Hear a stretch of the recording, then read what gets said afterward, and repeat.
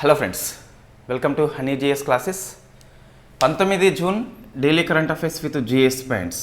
ఈరోజు మనకి పర్యావరణ అంశాలు మొత్తం మీద 7 ఉన్నాయి, కానీ అందులో 6 అంశాలు ప్రతి అభ్యర్థి తప్పనిసరిగా అధ్యయనం చేయాలి పోటీ పరీక్షలకి ప్రిపేర్ అయ్యేవాళ్ళు. సో అంతగా అవి very famous articles. So first 19 June చూస్తే world sickle cell awareness day అని చెప్పేసి పిలుస్తాం. So sickle cell awareness day. So మనం ఇయర్ రౌండప్ కావచ్చు, లేదా 23rd ఇయర్ కరెంట్ అఫైర్స్ కావచ్చు, 24 ఇయర్ కరెంట్ అఫైర్స్ కావచ్చు. ఈ సికిల్ సెల్ గురించి మనకి కనీసము 27 సార్లు వచ్చింది అంశం. అయితే కనీసం 27 సార్లు వచ్చింది కాబట్టి ఇక్కడ పెద్దగా అవసరం లేదు మనకు.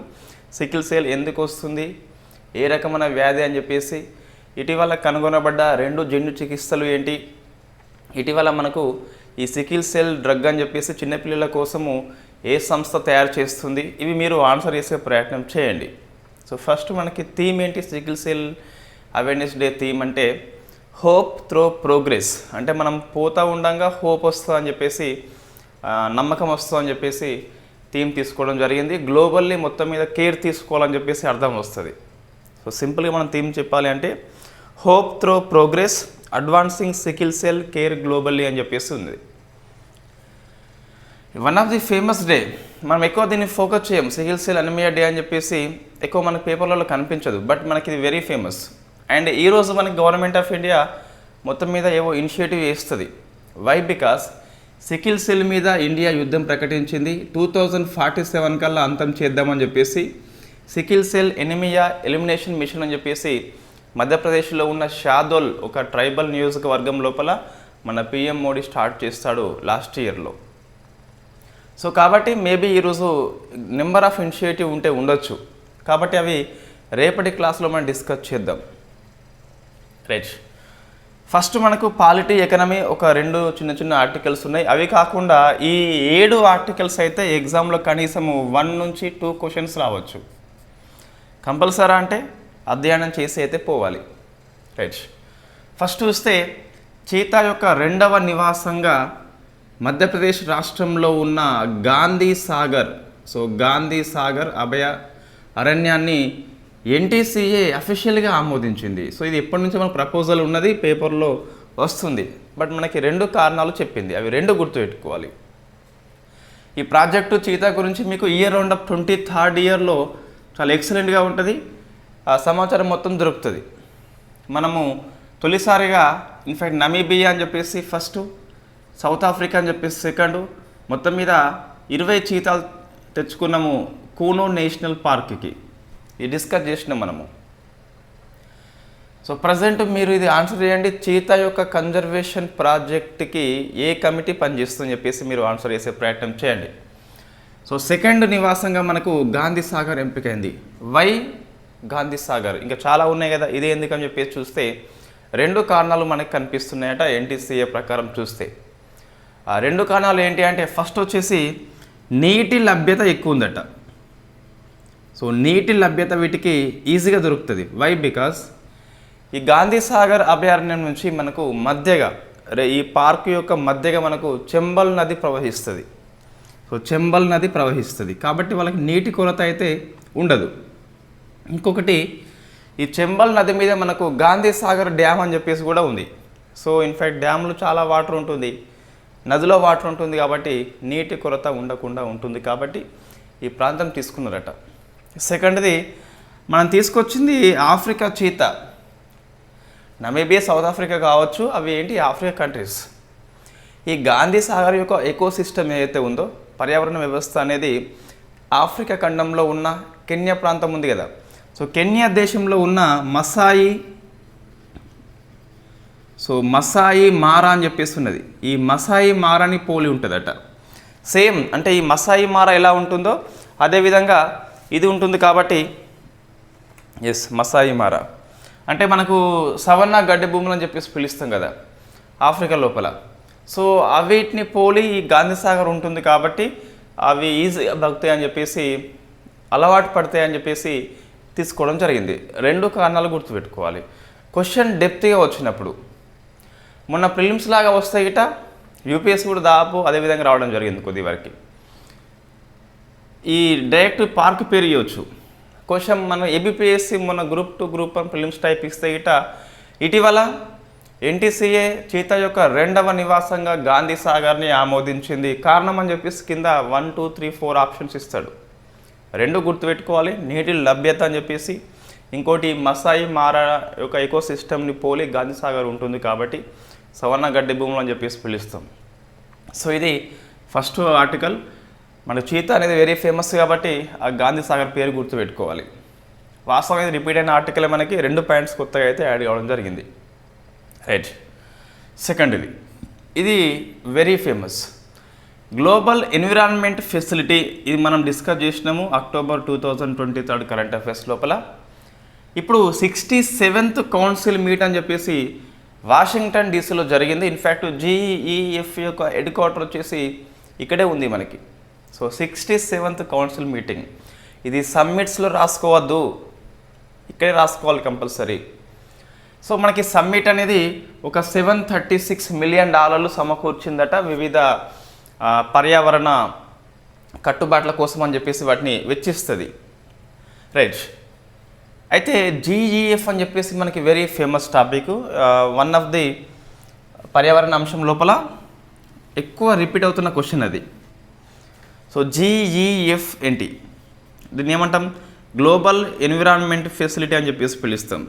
ఇది 1992లో మనకి very famous Rio earth summit జరిగింది కదా. సో అప్పుడు దీన్ని స్థాపించడం జరిగింది. దీని హెడ్ క్వార్టర్ వచ్చేసి వాషింగ్టన్ డీసీలో ఉంటుంది.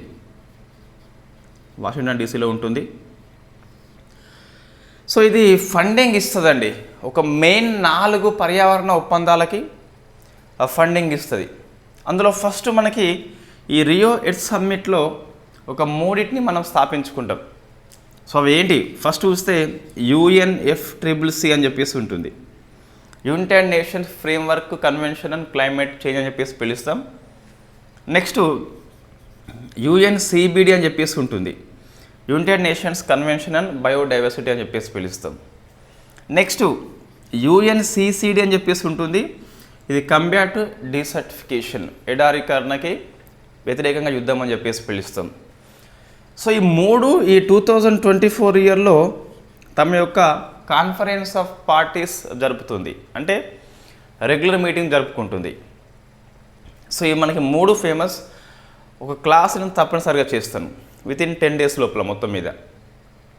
ఏంటిదంటే, సో ఈ UNFCCC కానీ, UNCBD కానీ, UNCCD కానీ మనము COP26 డిస్కస్ చేసినాం ఈ FCCC కోసము. COP27 వచ్చింది, COP28 కూడా మనకి వచ్చింది, మొన్న దుబాయ్ హోస్ట్ చేస్తుంది కదా. సో అంతకుముందు కొన్ని మనకి పారిస్ కూడా మనం డిస్కస్ చేసినాం, COP21 number of times. COP15 కూడా మనకు కొన్నిసార్లు వచ్చింది. సో అట్లా కాకుండా ఈ COP1 నుంచి COP29 వరకు సో ఏమున్నాయని చెప్పేసి ఒకసారి చూద్దాం, రివ్యూ చేయాలి కంపల్సరీ. అందులో కొన్ని ఇంపార్టెంట్ అంశాలు ఉంటాయి. Next UNCBD. సో UNFCCC అని చెప్పేసి మనకి ఇన్ఫ్యాక్ట్ COP29 ఇదే ఇయర్లో మనకు అజర్బైజాన్లో ఉన్న బాకు అని చెప్పేసి హోస్ట్ చేస్తుంది. బాకు అంటే దయ్యం కాదు, ఇక్కడ ప్లేస్ పేరు మనకు. సో UNCBD అని చెప్పేసి ఉన్నది. ఈ CBD మనకు మొన్న COP15 అని చెప్పేసి జరిగింది, కున్మింగ్ మాంట్రియల్ లోపల జరిగింది, చైనా ప్లస్ కెనడా అని చెప్పేసి. ఈసారి మనకు UNCBD వచ్చేసి కొలంబియా హోస్ట్ చేస్తుంది. సో కొలంబియా హోస్ట్ చేస్తుంది కాబట్టి అక్కడ మనం డిస్కస్ చేయవచ్చు దీన్ని కంప్లీట్గా ఫస్ట్ నుంచి ఈ COP16 వరకు.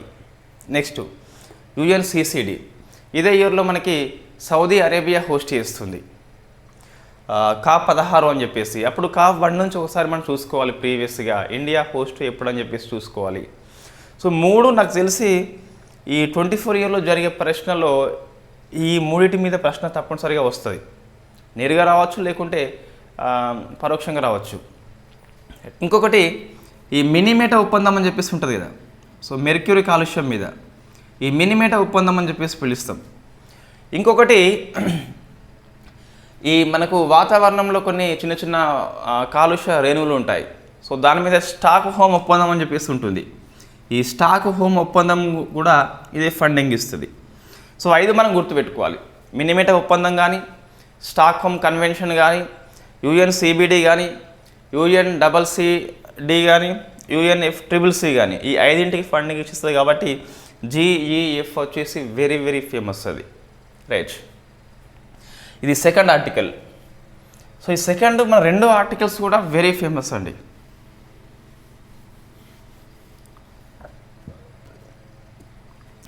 ఇక్కడ జీజీఎఫ్లో 184 మెంబర్స్ ఉన్నారు, అంటే membership countries 184.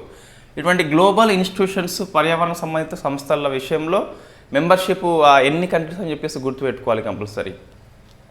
Next, crocodile conservation project 1975లో మనము జూన్ మాసంలో స్టార్ట్ చేసుకుంటాము. ఇక్కడ ఒడిషాలో ఉన్న బితర్కానికా లోపల స్టార్ట్ చేసుకుంటాం. సో ఇది 50th ఇయర్ అని చెప్పేసి ఉత్సవాలు జరుపుకుంటున్నారు వాళ్ళు. 49 కంప్లీట్ అయినాయి, 50th ఇయర్ ఇది.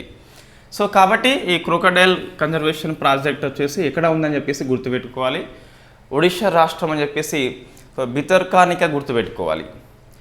ఈ బితర్కానికా చూస్తే మనకి one of the Ramsar site in India. So one of the Ramsar site in India. So మనకి రామ్సర్ సైట్స్ ఎన్ని ఉన్నాయంటే 82 అండి. 80 అని చెప్పేసి కాదు, మనం అప్డేట్ చేసుకోవాలి 82 అని చెప్పేసి. రైట్, ఈ బితర్కానికా అని చెప్పేసి మనకు in fact Ramsar site one of the. ఇంకా ఇది మ్యాంగ్రోవ్ ఫారెస్ట్ కూడా, మడ అడవి కూడా. అయితే ఇక్కడ రికార్డ్ ఏంటి అంటే భారతదేశంలో సుందర్బన్ మ్యాంగ్రోవ్ ఫారెస్ట్ అతిపెద్దది, అయితే ఇది సెకండ్ అతిపెద్దది అండి. Second largest mangrove forest in India అంటే బితర్కానికా అని చెప్పేసి పిలుస్తాం. సో ఇది మీరు ఆన్సర్ చేయండి. భారతదేశం మడ అడవుల పునరుద్ధరణ కోసం అని చెప్పేసి ఏ ఫేమస్ స్కీమ్ ఇంప్లిమెంట్ చేస్తుంది ప్రజెంట్, అది మనకి వెరీ ఫేమస్ అని చెప్పేసి చెప్పచ్చు. రైట్, నెక్స్ట్ చూస్తే ఇది అంటార్కిటికా ట్రీటీ ఒప్పందాన్ని ఆమోదించిన 57వ దేశంగా సౌదీ అరేబియా చేరింది. సో వెరీ ఫేమస్ థీమ్ అది, వెరీ ఫేమస్ ఒప్పందం కాబట్టి ప్రశ్న వస్తుంది. ఇండియా 1983లో చేరుతుంది, మనం డిస్కస్ చేసినాం మొన్నే. ఎప్పుడు అంటే May 1 to 15 మ్యాగజైన్లో ఉంటుంది. ఏమని ఉంటుంది అంటే మనకు సో 46th మీటింగ్ ఇది, అంటార్కిటికా ట్రీటీ కన్సల్టేటివ్ మీటింగ్ అని చెప్పేసి 46th మీటింగ్ని కొచ్చి హోస్ట్ చేస్తుంది. కొచ్చి హోస్ట్ చేస్తుంది. మనకి ఇది కరెంట్ అఫైర్స్లో వచ్చింది లేండి, ఇయర్ రౌండప్లో కూడా వచ్చింది 24 ఇయర్ రౌండప్ లోపల. అక్కడ ఇది జైనదట. అయితే ఇప్పుడు రాటిఫై అంటే మనకి ఆమోదించింది కాబట్టి వార్తల్లో వచ్చింది. సో 57th, మనం అప్పుడు ఆ క్లాస్లో మీరు చూస్తే ఇట ఒకసారి చెక్ చేయండి. మనం ఏం డిస్కస్ చేసినామంటే ఈ అంటార్కిటికా ట్రీటీ ఒప్పందం అని చెప్పేసి 1959లో సంతకాల కోసం తెరవడం జరిగింది. 1969లో అమల్లోకి వస్తుంది. దీని హెడ్ క్వార్టర్ వచ్చేసి బ్యూనస్ ఎయిర్స్ లోపల ఉంటుంది. ఇన్ఫ్యాక్ట్ ఇది సో బ్యూనస్ ఎయిర్స్ అని చెప్పేసి పిలుస్తాం. ఆ కంట్రీ వచ్చేసి అర్జెంటీనా. ఇండియా వచ్చేసి 1983లో మెంబర్షిప్ తీసుకోవడం జరిగింది. సో 56 కంట్రీస్ అని చెప్పేసి మనకి ఇదే ఆర్డర్లో కనిపిస్తుంది. ఇప్పుడెంత 57 కాబట్టి సో ఇటువంటి మనకి ఫ్రీక్వెంట్లీ ఎగ్జామ్లో వస్తుంది. ఏపీపీఎస్సీ గ్రూప్ 2 మెయిన్స్ వాళ్ళకి ఇది మెయిన్స్లో ఉంది కాబట్టి పర్యావరణం వచ్చేసి ఇది ఎక్కువ ఫోకస్ చేయాలి. సో అంటార్కిటికా మీద ఇండియా యొక్క రీసెర్చ్ సెంటర్స్ ప్రజెంట్ మనకి మైత్రి 2 అని చెప్పేసి లాంచ్ చేయబోతున్నారు అట. ఎస్, మైత్రి 1989లో ఉన్నది, మైత్రి 2ని కూడా లాంచ్ చేయబోతున్నారట. సో దక్షిణ గంగోత్రి ప్రజెంట్ లేదు మనకు, సో అది క్లోజ్ అయిపోయింది మనకు. సో భారతి ఉన్నది, మైత్రి ఉన్నది, మైత్రి 2ని త్వరలోనే వీళ్ళు ఓపెన్ చేస్తారట. సో అవి మనకి ఈ ఏటీసీఏ మీటింగ్ లోపల వచ్చిన అప్డేట్స్. అచ్చా, ఇంకోటి ఇది కొచ్చి హోస్ట్ చేస్తుంది. జరిపింది ఎవరంటే మనకి గోవాలో ఉన్న NCPOR వాళ్ళు జరుపుతారు. మళ్ళీ అది మనకి కొంచెం కన్ఫ్యూజ్ క్వశ్చన్ అది. So national centre for polar ocean research అని చెప్పేసి మనకి NCPOR వాళ్ళు జరుపుతారు. గోవా అని చెప్పేసి హెడ్ క్వార్టర్ కలిగి ఉంటుంది. బట్ హోస్ట్ చేసింది ఎవరు మనకి కొచ్చి అని చెప్పేసి గుర్తుపెట్టుకోవాలి. సో అంటార్కిటికా ఒప్పందం లోపల నూతన సభ్య దేశం కాబట్టి సౌదీ అరేబియా కంపల్సరీ గుర్తుపెట్టుకోవాలి. మిడిల్ ఈస్ట్ కంట్రీ కాబట్టి, మధ్యప్రాచ్య దేశం కాబట్టి మేబీ ఈజీగా అట్రాక్ట్ చేయవచ్చు ఎగ్జామినర్ని. Next 5th so very famous, ఇది యూపీఎస్సీ ప్రిలిమ్స్. మొన్న క్వశ్చన్ మనం డిస్కస్ చేసినాం. January 23rd ఇయర్ కరెంట్ అఫైర్స్లో మీకు పర్యావరణం చాప్టర్స్లో ఉంటుంది. సో మన మ్యాగజైన్లో మీకు ఏదైనా ప్రశ్న ఈజీగా సెర్చ్ చేయొచ్చు అండి. ఆ పాలిటీ ప్రశ్న పాలిటీ చాప్టర్స్లో ఉంటాయి, మనకు ఎకనామీ ప్రశ్న ఎకనామీ లోపల ఉంటుంది, ఈజీగా స్పేస్ డిఫెన్స్. సో మన మ్యాగజైన్లో ఫస్ట్ వచ్చేసి కొత్త వాళ్ళ కోసం అని చెప్పేసి ఒక నిమిషం కేటాయిస్తాను, టైం వేస్ట్ అని చెప్పేసి అనుకోవద్దు. ఫస్ట్ డే ఆఫ్ ఇంపార్టెన్స్ ఉంటుంది ఎవ్రీ మంత్ మ్యాగజైన్లో.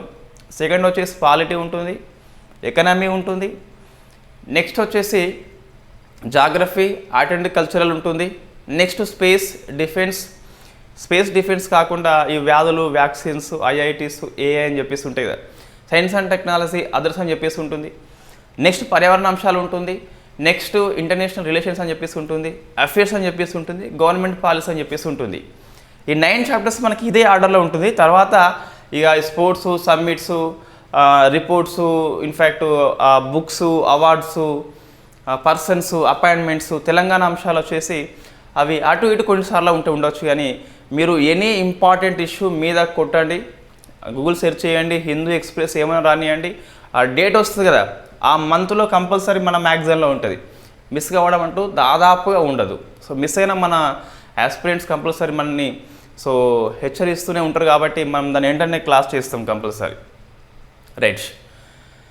అంటే ఏమైనా క్వశ్చన్ వచ్చినప్పుడు ఎగ్జామ్లో ఎలా మనం గుర్తుపెట్టాలంటే నోట్స్లో, సో ఇన్ఫ్యాక్ట్ నాకు ఇన్ని రోజులు ఇది చిన్న లాజిక్ మనం మిస్ అయినాం వెతికేది. సో అట్లా కాకుండా మనం ఫస్ట్ గూగుల్ సెర్చ్ చేయాలి సంథింగ్. ఇప్పుడు మనకి ఈ క్వశ్చన్ యూపీఎస్సీలో వచ్చింది. సో దీన్ని ఏం చేయాలి, ఆ క్వశ్చన్ నేమ్తో సెర్చ్ చేస్తే ఆ ఎక్స్ప్రెస్ హిందూ మనం ఎక్కువ వస్తాం కాబట్టి పక్కకుండా హిందూ అని చెప్పేసి చేయాలి. ఆ మంత్ కనిపిస్తుంది, ఆ మంత్లోకి వెళ్ళి చూస్తే మన నోట్స్లో తప్పనిసరిగా దాదాపుగా 99% ఉంటుంది. ఎగ్జామ్లో ప్రశ్న వచ్చి పక్కపొంటి హిందూ ఎక్స్ప్రెస్ ఉండి ఆ మంత్లో వచ్చినట్లయితే ఆ మంత్ మ్యాగజైన్లో ఉంటుంది. ఈజీగా మనం సెర్చ్ చేసుకోవచ్చు క్వశ్చన్స్. సో మనకి మొత్తం 51 క్వశ్చన్స్ వెతికితే 27 క్వశ్చన్స్ మనం యూపీఎస్సీలో కవర్ చేసినాం. ఇంకా 49 క్వశ్చన్స్ ఉన్నాయి. సో వాటిని మెల్లమెల్లగా మనం రోజుకు 5-6 చూసుకుంటూ పోదాం. ఒకే రోజు సాధ్యం కాదు, అది మెయిన్స్లో మనకి అవి సిలబస్లో లేదు కాబట్టి. సో ఇది వెరీ ఫేమస్. ఇన్ఫ్యాక్ట్ మరొకసారి మనకి వార్తల్లో వచ్చింది. ఇన్ఫ్యాక్ట్ వేరే పాయింట్ ఆఫ్ వ్యూలో EU వచ్చేసి నేచర్ రిస్టోరేషన్ ప్లాన్ని EU ఆమోదించింది. ప్రపంచంలో ప్రకృతి పునరుద్ధరణ, తెలుగులో ఏమొస్తుంది ఇది, సో ప్రకృతి పునరుద్ధరణ కోసం అని చెప్పేసి ప్రణాళికని ఇంతవరకు ఎవరు ఆమోదించలేదు. ఓన్లీ EU అని చెప్పేసి గుర్తుపెట్టుకోవాలి. వెరీ ఫేమస్ అండి. ఇందులో ఏ అంశాలు ఉంటాయని చెప్పేసి చూసుకోవాలి. సో ఏంటి, నేచర్ రిస్టోరేషన్ ప్లాన్ అని చెప్పేసి ప్రకృతి పునరుద్ధరణ ప్రణాళికని ప్రపంచంలో తొలిసారిగా EU ఆమోదించింది. ఇందులో ఒక 2 అంశాలు మనకు ఉన్నాయి, 2 ఇయర్స్ కూడా ఉన్నాయి.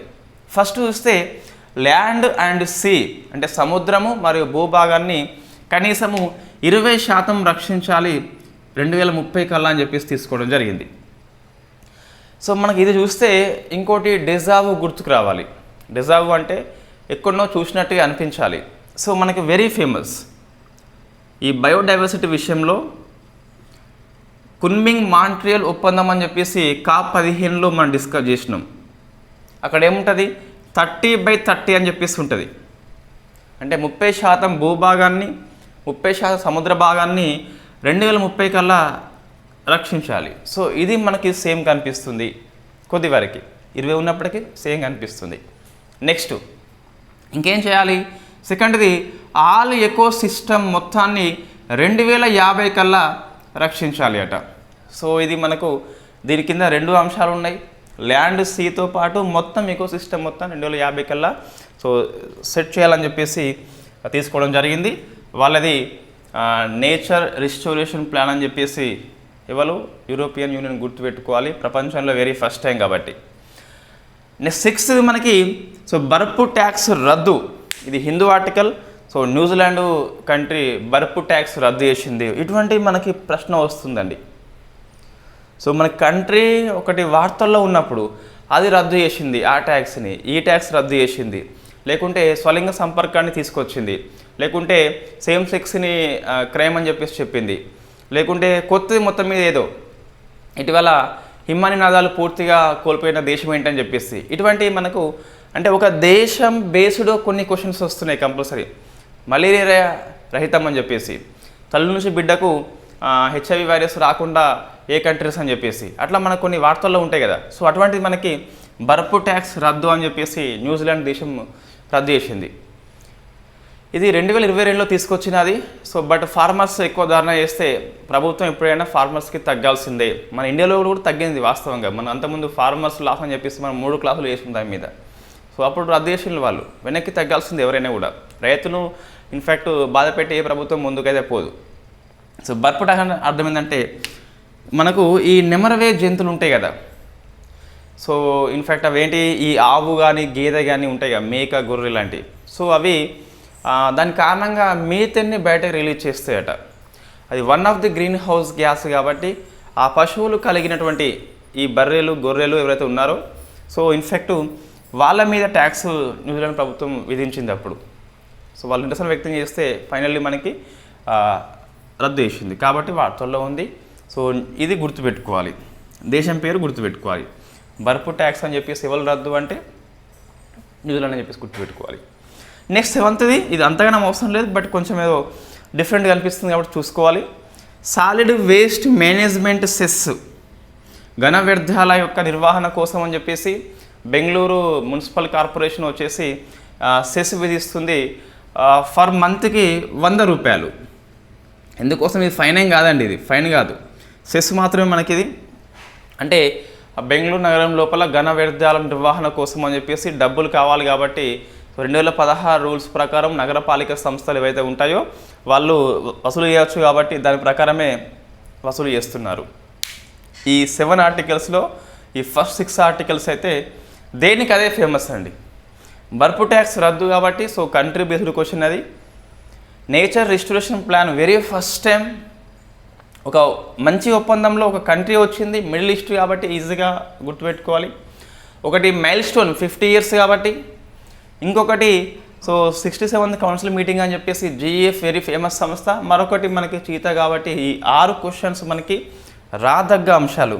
ప్రతి పోటీ పరీక్షల అభ్యర్థి వీడియో చూడకపోయినా కూడా ఈ 6 టాపిక్స్ తెలుసుకొని ఉండాలి కంపల్సరీ, అప్పుడే పరీక్ష హాల్లోకి వెళ్ళాలి. సో ఇవి మనకి 6 టాపిక్స్ ఉన్నాయి. తర్వాత ఇంకా కొన్ని చిన్న చిన్నవి ఉన్నాయి, పాలిటీ ఎకనామీ అని చెప్పేసి. సో ఒకసారి చూస్తే అందులో పెద్దగా ఇంపార్టెంట్ అయితే ఏమీ లేవు. ఫస్ట్ పాలిటీ చూస్తే ఒక సూత్రం మనకి వార్తల్లో ఉంది, ప్రిన్సిపల్ ఆఫ్ రెస్ సో జుడికాటా అని చెప్పేసి పిలుస్తాం. సో మనకి కొన్ని డాక్ట్రైన్స్ ఉంటాయి కదా, అటువంటిది వన్ ఆఫ్ ది సూత్రం మనకి ప్రిన్సిపల్ ఆఫ్ రెస్ జుడికాటా అని చెప్పి సుప్రీంకోర్టు ఒక కేసు నేపథ్యంలో వ్యాఖ్యానం చేసింది అట, మనకి హిందూ పేపర్లో వచ్చింది. సో రెస్ జుడికాటా అని చెప్పేసి మనకి వార్తల్లో ఉంది. ఏంటి రెస్ జుడికాటా అంటే ఇన్ఫ్యాక్ట్ మనము ఒక పార్టీ, ఇది ఇరు పార్టీలు ఇన్ఫ్యాక్ట్ కోర్టుకు పోయినాయి అనుకోండి. సో కోర్టు తీర్పు చెప్పింది, మళ్ళీ వీళ్ళు ఇదే విషయంలో ఇదే 2 పార్టీలు ఇదే లిటిగేషన్ విషయంలో ఇదే కేసు విషయంలో మరో కోర్టుకు పోకుండా ఇదే కోర్టులో ఉన్న మరొక బెంచ్కి పోకుండా నిషేధం విధిస్తుంది. దట్ ఈస్ కాల్డ్ రెస్ జుడికాటా అని చెప్పేసి పిలుస్తాం. ఈ ప్రజా ప్రయోజన విషయంలో రెస్ జుడికాటా వర్తించదు అని చెప్పేసి సుప్రీంకోర్టు చెప్పింది. అంటే వాళ్ళు మరొక బెంచ్ కానీ మరొక కోర్టు కానీ వెళ్ళొచ్చు. అదే మనకి ఎందుకోసం నేను తీసుకొచ్చింది అంటే ప్రిన్సిపల్ని, ఇది వాస్తవంగా రాజ్యాంగంలో లేదు మనకు, ఇది ఇంగ్లీష్ న్యాయ సూత్రాల ఆధారంగా మనం తీసుకోవడం జరిగింది. కోర్టు యొక్క సమయాన్ని వృధా చేయొద్దని చెప్పేసి ఇది మనం ఫాలో అవుతున్నాం. బట్ ఇది ప్రజెంట్ అయితే ఎక్కువ ఫాలో కావట్లేదు. మనం ఒక బెంచ్లో న్యాయం జరుగుకుంటే మరొక బెంచ్కి అయితే వెళ్ళొచ్చు. జస్ట్ మనకి ఇది పేపర్లో వచ్చింది కాబట్టి ఏంటిది ఇది అంటే ఇరు పార్టీల మధ్య ఒకే వాద్యం కోసము మరొక బెంచ్కి మరొక కోర్టుకు పోకుండా నిషేధం విధించడమే ఇలా పిలుస్తాం మనం. సో ఇది మనకు జ్యుడిషియల్ కాన్సెప్ట్ మొత్తం మీద ఇంగ్లీష్ కామన్ లా సిస్టమ్ నుంచి తీసుకోవడం జరిగింది, మన రాజ్యాంగంలో లేదు. ది మీనింగ్ మనకి ఒక లాటిన్ వర్డ్ అట. దీని అర్థం ఏంటంటే మనకు థింగ్ హ్యాస్ బీన్ జడ్జ్డ్ అంటే ఆల్రెడీ నిర్ణయించబడింది కాబట్టి మళ్ళీ కొత్తగా దాన్ని ఓపెన్ చేయొద్దని చెప్పేసి అర్థం వస్తుంది. ఎకనామీ చూస్తే ఫిచ్ రేటింగ్ సంస్థ ఫైనాన్షియల్ ఇయర్ 2025 గాను ఇండియా జీడిపిని 7.2గా అంచనా వేసి. సో చూస్తే మనకు RBI కూడా గుర్తుకు రావాలి, మొన్న మానిటరీ పాలసీ కమిటీ లోపల 7.2గా అంచనా వేసింది కాబట్టి రెండు మనకి సేమ్ అయితే కనిపిస్తున్నాయి. తర్వాత ఈ మాంసపు బియ్యము అని చెప్పేసి ఒక కొత్త కాన్సెప్ట్ మన తెలంగాణ పేపర్లో వచ్చింది. ఈ మాంసపు బియ్యం అనేది ఏంటంటే సో దక్షిణ కొరియా వాళ్ళు దీన్ని తయారు చేయడం జరిగింది. దక్షిణ కొరియా వాళ్ళు. ఫస్ట్ బీఫ్ ఉంటుంది కదా, ఈ బీఫ్ని ల్యాబ్లో తయారు చేస్తారు. బీఫ్ని ఆవును వధించకుండా ల్యాబ్లో తయారు చేస్తారు.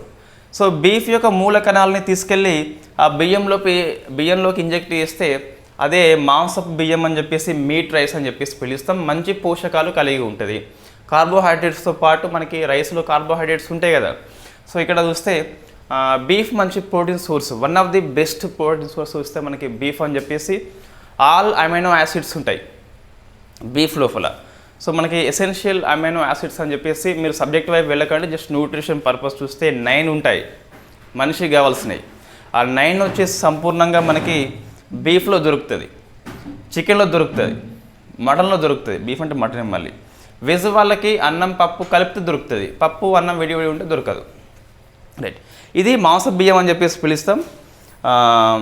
అంటే బీఫ్ మూల కణాలని రైస్లోకి ఇంజెక్ట్ చేయడమే బియ్యము అని చెప్పేసి పిలుస్తాం. నెక్స్ట్ స్పేస్ ఆర్టికల్ కింద మనం నిన్న మిస్ అయింది వాస్తవంగా. ఒక స్టార్టప్ సంస్థ మనకి వార్తల్లో ఉంది, శిశిర్ రాడర్ అని చెప్పేసి వార్తల్లో ఉంది. శిశిర్ రాడర్ ఒక స్టార్టప్ సంస్థ. ఇది డ్రోన్ల సహాయంతో దోమల మీద నిఘా పెడుతుంది. ఎక్కడ లార్వా ఉందని చెప్పేసి నిఘా పెడుతుంది. మనం నిఘా పెట్టినాక దాన్ని వెళ్ళి చంపొచ్చు అని చెప్పేసి ఒక చిన్న ఆవిష్కరణ అది. నెక్స్ట్ జాగ్రఫీ చూస్తే మనకి ఈ జమ్మూ కాశ్మీర్లో ఒక 2 ప్రాజెక్టులు ఎప్పుడు మనకి వార్తల్లో ఉంటాయి. ఈ పాకిస్తాన్తో వివాదాస్పదం కదా.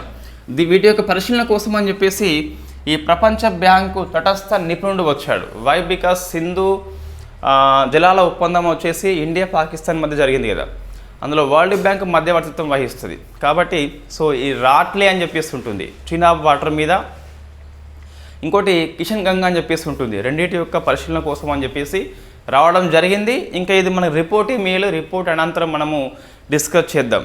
ఇప్పుడు ఏంటి మనకు అంటే ఒకటి రాట్లే, నెక్స్ట్ కిషన్ గంగా అని చెప్పేసి, దీన్ని నీలం రివర్ అని చెప్పేసి కూడా పిలుస్తాం మనం.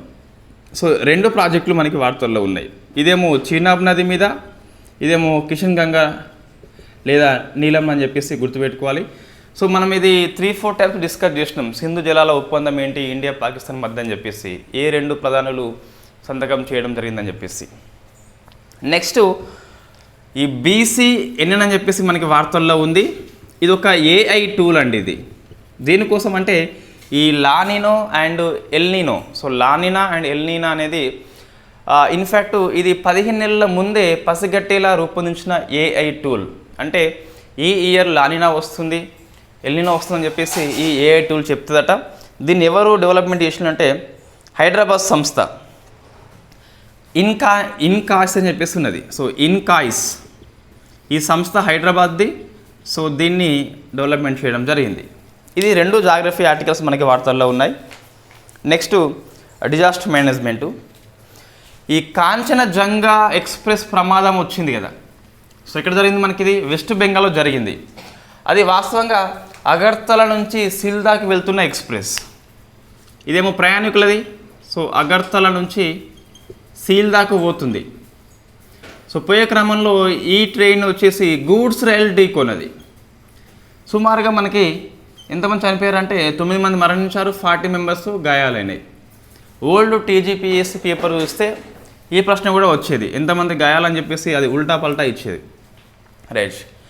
సో మనకి ఇది వాస్తవంగా అంతగానం ఫేమస్ కాదు. బట్ ఇక్కడ ఏంది ఫేమస్ అంటే మనకి ఒక సిస్టమ్ ఉంటుంది, దట్ ఈస్ కాల్డ్ కవచ్ అని చెప్పేసి పిలుస్తాం. ఈ కవచ్ లేని కారణంగానే ప్రమాదం సంభవించిందట. సో కవచ్ ఏంటి మనం డిస్కస్ చేసినాం ఇంతకుముందు ఆల్రెడీ. 2 ట్రైన్స్ అనేవి ఎదురుగా వచ్చినప్పుడు ప్రమాదం జరగకుండా ఆటోమేటిక్గా ఆగిపోతుంది. సో కొలిషన్ అవాయిడెన్స్ సిస్టమ్ అని చెప్పేసి పిలుస్తాం. దాన్నే మనం కవచ్గా పేరు పెట్టుకోవడం జరిగింది. ఆటోమేటిక్గా ఆగిపోతాయి ట్రైన్స్ వచ్చేసి. దీన్ని RDSO సంస్థ డెవలప్మెంట్ చేసింది. రీసెర్చ్ డిజైన్ స్టాండర్డ్ ఆర్గన్ అని చెప్పేసి పిలుస్తాం. సో కవచ్ లేని కారణంగా ఇన్ఫ్యాక్ట్ మరి దీనికి కారణం ఏంటని చెప్పేసి నివేదిక ఇవ్వలేదు. సో మన హెడ్డింగ్ ఏముందంటే మానవ కారణమా లేదా కవచ్ లేమి అని చెప్పేసి మన హెడ్డింగ్ కనిపిస్తుంది. కవచ్ లేని కారణంగానా లేదా మానవ తప్పిదమా అని చెప్పేసి మనకు హెడ్డింగ్ కనిపిస్తుంది. సో నివేదిక ఇచ్చినాక మనం అధ్యయనం చేయవచ్చు. ఫస్ట్ అయితే కవచ్ అని చెప్పేసి RDSO సంస్థ పేరు గుర్తుపెట్టుకోవాలి. సో ఏంటి మనకంటే కొలిషన్ జరగకుండా ఆటోమేటిక్గా అవి అయితే ఆగిపోతాయి అని చెప్పేసి one of the famous initiative disaster management కిందకి వస్తుంది. నెక్స్ట్ గవర్నమెంట్ పాలసీ మనకు ఒకటి వార్తల్లో ఉంది, గ్రేట్ స్కీమ్ అని చెప్పేసి పిలుస్తాం. ఈ గ్రేట్ స్కీమ్ కింద 7 స్టార్ట్స్అప్ని నేషనల్ టెక్నికల్ టెక్స్టైల్ మిషన్ వాళ్ళు ఎంపిక చేశారు. నేషనల్ టెక్నికల్ టెక్స్టైల్ మిషన్ వాళ్ళు ఈ గ్రేట్ అనే స్కీమ్ కింద ఒక 7 స్టార్ట్స్అప్ని ఎంపిక చేశారు. వీళ్ళకి సుమారుగా మనకు 50 లక్షలు గరిష్టంగా సహాయం చేస్తారట 18 మాసాలకు గాను. సో 50 లక్షలు అని చెప్పేసి 18 మాసాలకు గాను అని చెప్పేసి గుర్తుపెట్టుకోవాలి.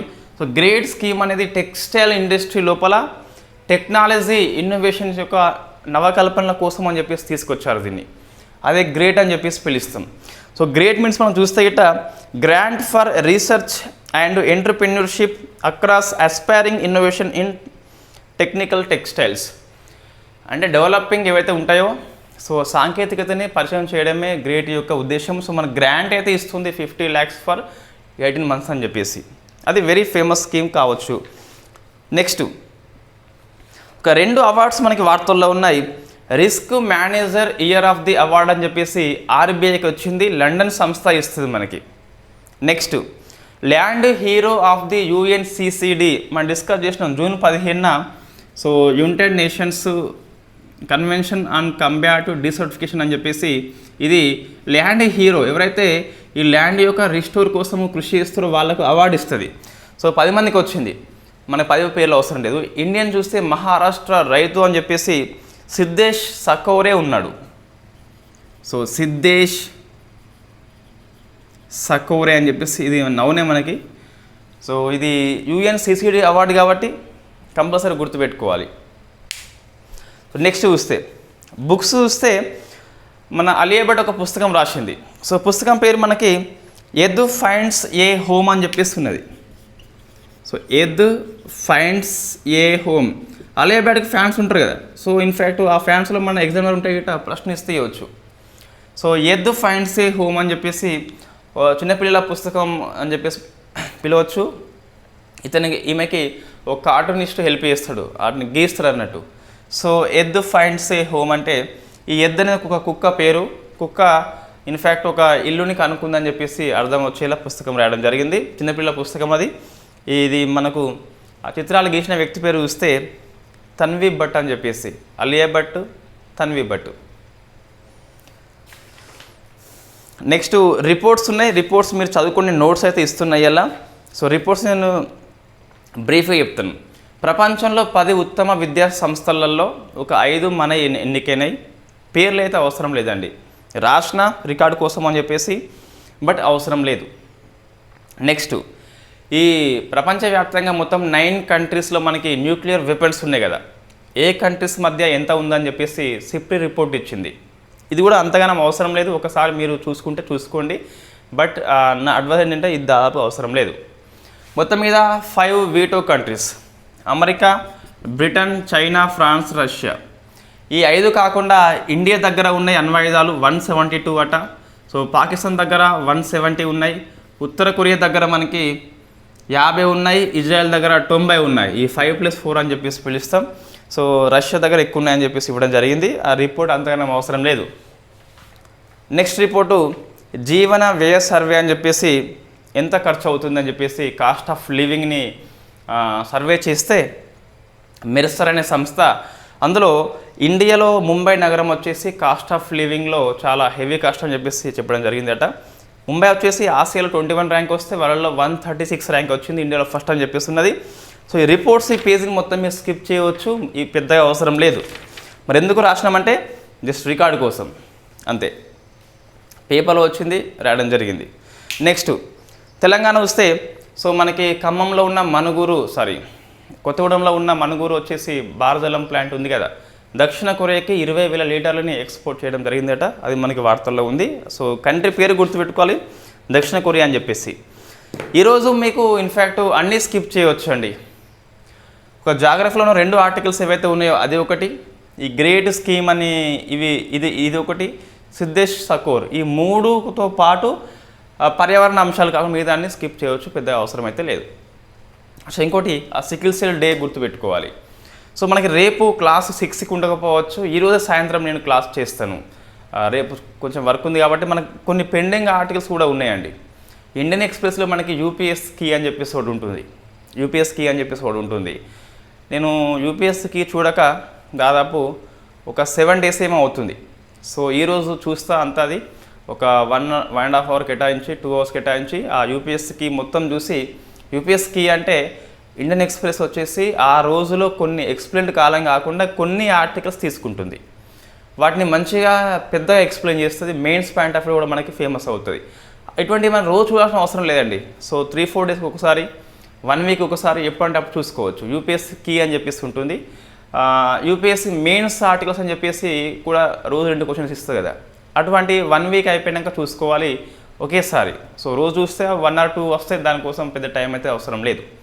సో దాన్ని ఏమైనా చూసి ఈరోజు సాయంత్రం చేసే ప్రయత్నం చేద్దాం. రేపు 6 o'clockకి దాదాపు క్లాస్ అయితే ఉండదు. లేకుంటే ఇదే క్లాస్ చేసి 6 AM పెట్టమన్నా పెడతాను. సో చూద్దాం. Thank you very much. 6 అంశాలు తప్పనిసరి అధ్యయనం ప్రశ్న అయితే వస్తుంది.